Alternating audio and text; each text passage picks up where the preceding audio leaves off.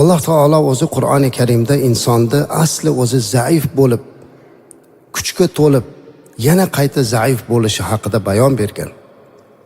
Ko'pchiligimiz men shu quvvatda qolib ketaman deb o'ylaymiz-da. Yo'q azizlar, bu g'animat ekan.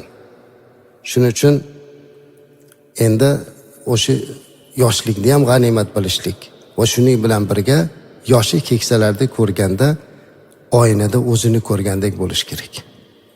Alloh Qur'onda aytadiki, estaizu billah: Allohu allazi xalaqakum min za'fin thumma ja'ala min ba'di za'fin quwwa thumma ja'ala min ba'di quwwa za'fan va shaybatan yakhluqu ma yasha va huval alimul qodir.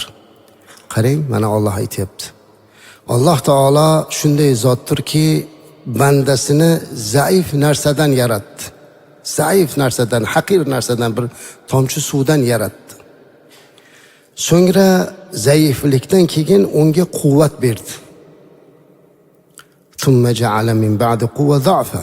O'sha quvvatidan keyin unga yana zaiflik va qarilikni berdi.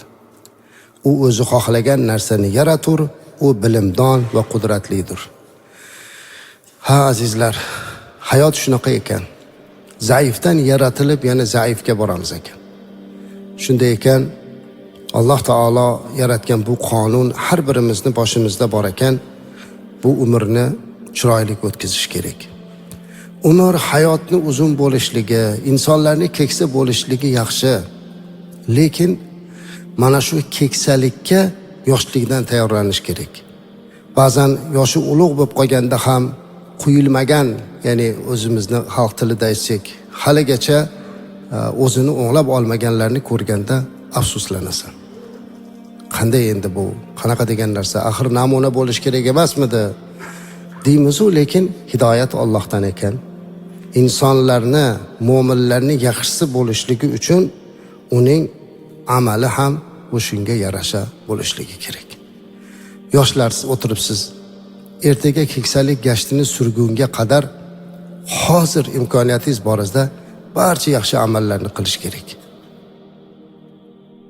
Ba'zan aytamizki, o'sha kuchini, qudratini, imkoniyatini hammasi bo'lgan mahalda, yosh, kuchga to'lgan, g'ayrati jo'sh urib turgan mahalda gunohga sarflaydi.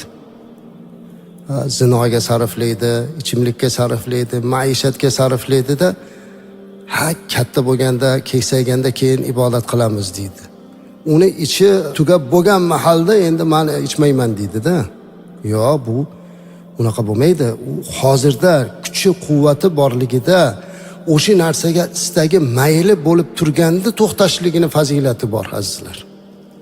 Yoshlikdan mana shu narsaga harakat qilmoqligi kerak bo'ladi.